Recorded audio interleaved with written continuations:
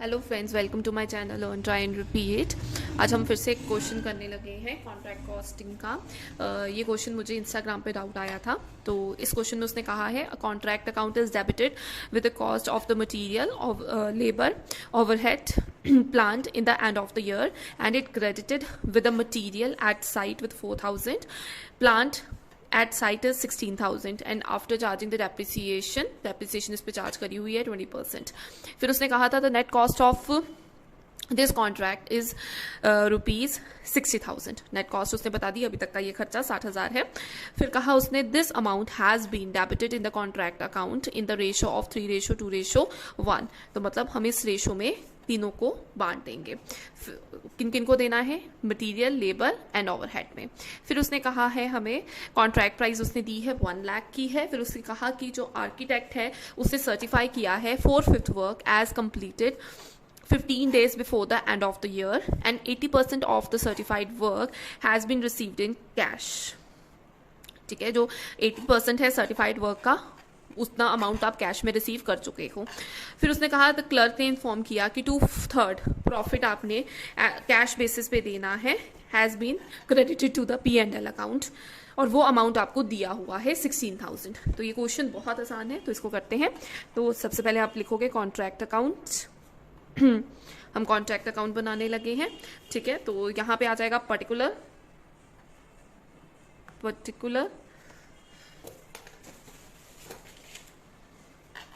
Amount, particular amount. ठीक है, तो सबसे पहले हम सारे अपने खर्चे डाल लेते हैं। अब आधा सारा डेबिट साइड वाला अमाउंट डाल लेते हैं। तो सबसे पहले 2 वेजेस हैं, वेजेस गई हैं 2 वेजेस। उसने कहा था ये सारे 60,000 का एक्सपेंस उसने दिया हुआ था, ये तीनों में बांटना है 3:2:1 में। ठीक है, तो सबसे पहले वेजेस हैं,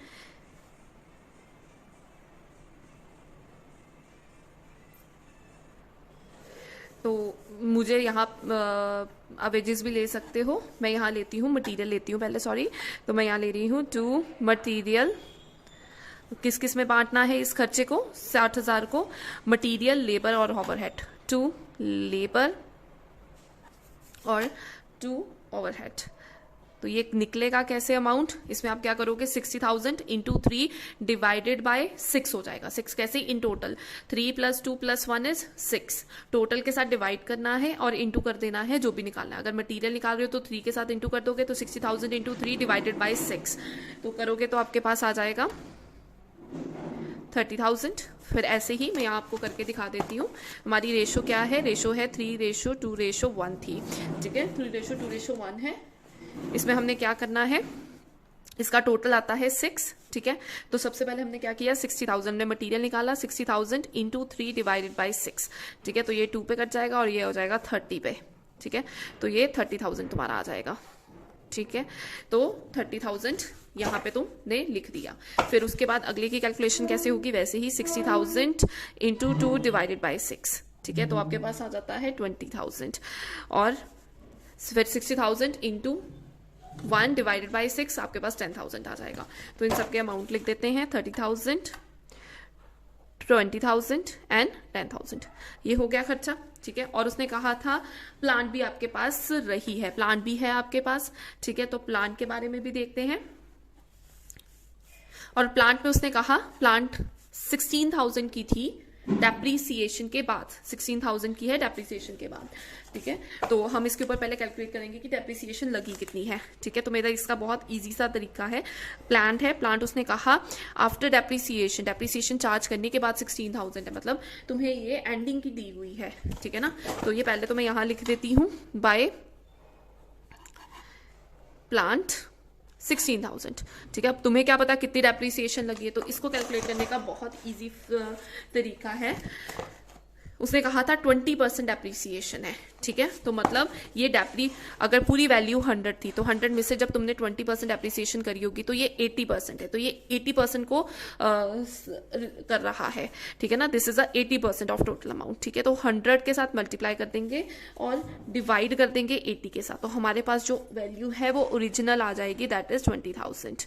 ठीक है, तो ये जो 20,000 है ये तुम्हारी बिफोर डेप्रिसिएशन होती, ठीक है ना, डेप्रिसिएशन से पहले होती। तो यहाँ पे ये प्लांट आएगा तुम्हारा प्लांट 20,000 का, ठीक है। यहाँ तक ये क्लियर हो गया, 20,000 का आ गया। और उसने क्या कहा है, तुम्हें कॉस्ट बताई हुई थी और ये भी आपने डिवाइड कर लिया। उसके बाद उसने कहा कि जो आर्किटेक्ट है उसने सर्टिफाई किया है 4/5 work as a completed within the 15 days before the end of the year. तो उसने कहा 4/5 जो है वो काम जो है आपका कंप्लीट हो गया है। तो हम क्या करेंगे, सबसे पहले इसमें हम वर्क सर्टिफाइड निकाल लेते हैं, वर्क कंप्लीटेड निकाल लेते हैं।